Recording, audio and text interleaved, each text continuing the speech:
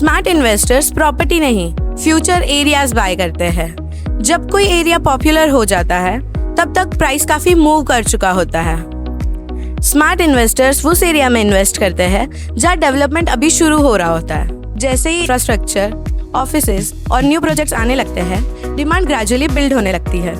Real estate में पैसा property से नहीं, टाइमिंग से बनता है। नेक्स्ट रील में देखेंगे रेंटल प्रॉपर्टी लेने से पहले क्या चेक करना चाहिए। Follow project purple.